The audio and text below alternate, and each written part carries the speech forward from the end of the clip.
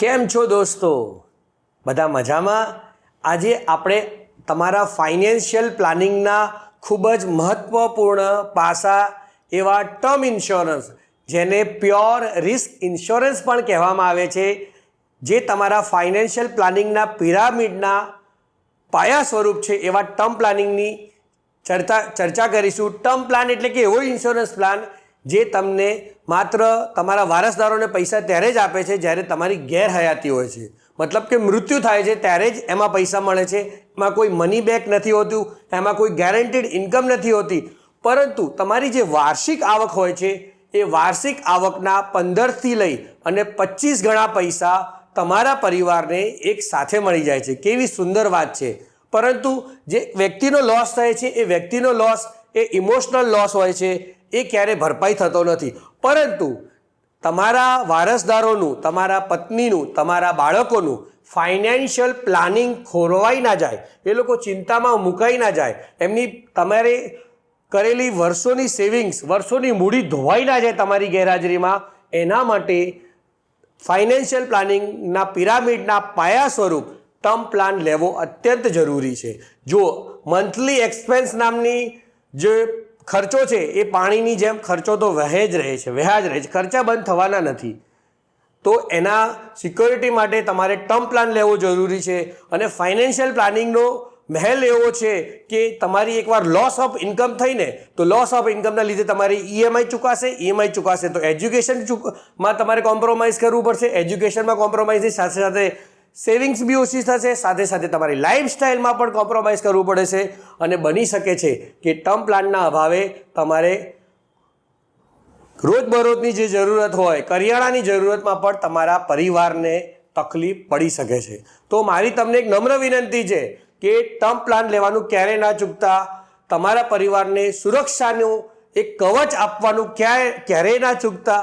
Term plan એક તમારા પરિવારની છત્રછાયા છે, તમારા પરિવારની એવી ફાઇનાન્શિયલ સુરક્ષા છે કે જે તમારા ગેરહાજરીમાં તમારા પરિવારને તમારી વાર્ષિક આવકના 15 ગણા પૈસા, સમજી લો કે 2 કરોડ રૂપિયા કે 1 કરોડ રૂપિયા એક સાથે આપી જાય છે. તો કેટલા અમાઉન્ટનો ટર્મ પ્લાન તમે લઈ શકો છો?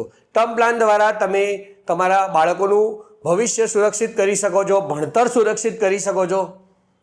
તમારી ગેરહાજરીમાં તમે છો તો તમે ભણાવવાના છો, તમે સક્ષમ છો, મને ખબર છે, પરંતુ હું તમારી ગેરહાજરીની ન કર નારાયણની ખુદા ન ખાસ્તા એક રેર સિચ્યુએશનને વાત કરું છું. અને આ દુનિયામાં એક જ વસ્તુ નિશ્ચિત છે મૃત્યુ.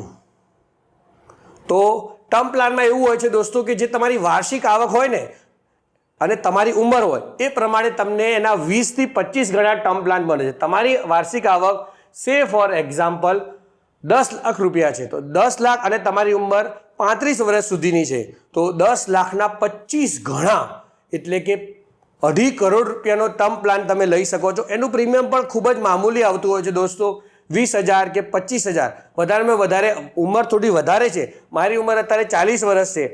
હું અગર 2 કરોડનો વીમો લઉં ને તો 50,000 રૂપિયાનું પ્રીમિયમ બતાડે છે. 50,000 રૂપિયા દર વર્ષે મારે ગયા ખાતે સમજી લેવાના. પણ આજથી બીજા 30 કે 40 વર્ષ સુધી મને એક શાંતિ રહેશે કે કદાચ મને કંઈક થઈ ગયું આવતા 30 કે 40 વર્ષમાં, તો મારા પરિવારને એક સાથે 2 કરોડ રૂપિયાની રકમ મળશે. હવે સમજી લો કે તમારી ઉંમર જેમ જેમ વધતી જાય છે ને એમ આ તમે કેટલા ઘણો વીમો લઈ શકો છો એ ઘટતો જાય છે. 35 થી 45 વચ્ચે 20 ગણો કે 15 ગણો અલગ અલગ કંપનીઓ અલગ અલગ વીમો આપતી હોય છે, એ તમે લઈ શકો છો. એટલે કે ફોર એક્ઝામ્પલ તમારી ઉંમર 15 લાખ છે, 35 થી 45 વચ્ચે, વાર્ષિક આવક 15 લાખ, તો એના 20 ગણા એટલે 3 કરોડનો વીમો લઈ શકો છો. પછી 45 ઉપર 10 ગણા વીમા લઈ શકાતા હોય છે, જેમ કે તમારી વાર્ષિક આવક 15 લાખ રૂપિયા છે, તો 15 લાખના 10 ગણા 1.5 કરોડ જ લઈ શકો છો. તો આ તમારે સમજવું જરૂરી છે. પછી તમારા ફાઇનાન્શિયલ પ્લાનિંગમાં છે ને દોસ્તો 3 બકેટ રાખવાનું ક્યારેય ચૂકતા નહીં. એક છે સેફટી બકેટ, એક છે પ્રોટેક્શન બકેટ અને એક છે ગ્રોથ બકેટ.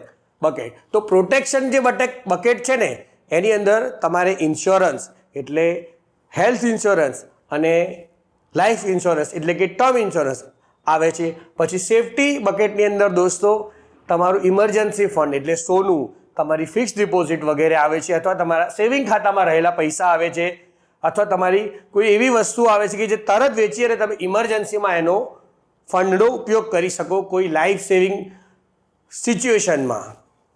અને ત્રીજી બકેટ છે એ ગ્રોથ બકેટ, જેમાં તમારી રિયલ એસ્ટેટ, તમારા શેર્સ, તમારા ઇન્વેસ્ટમેન્ટ, તમારા મ્યુચ્યુઅલ ફંડ વગેરે આવે છે.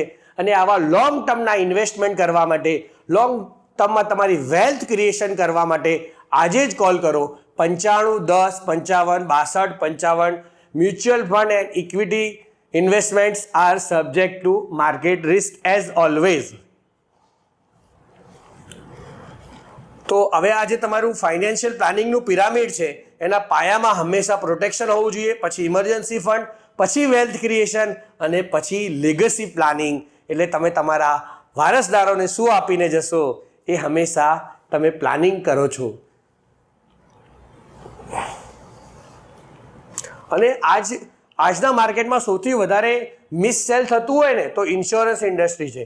એ લોકો ક્યારેય તમારી આવકના 20 કે 25 ગણા સુધીનો તમને વીમો નહીં આપે, ખાલી 2 કે 5 ગણા કે 1 ગણો જ તમને વીમો આપશે. સમજી લો કે તમારી આવક 10 લાખની છે અને તમને 10 લાખનો વીમો આપે વાર્ષિક આવક, તો ક્યારે તમારી ગેરહાજરીમાં ક્યારે એનાથી પૂર્તિ થવાની છે?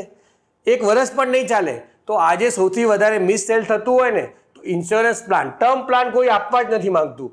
તો તમારી વાર્ષિક આવકના 20 થી 25 ગણાનો ટર્મ પ્લાન જો તમે ના લીધો હોય ને તો તમારા પ્રોટેક્શન પ્લાનમાં ગેપ કહેવાશે.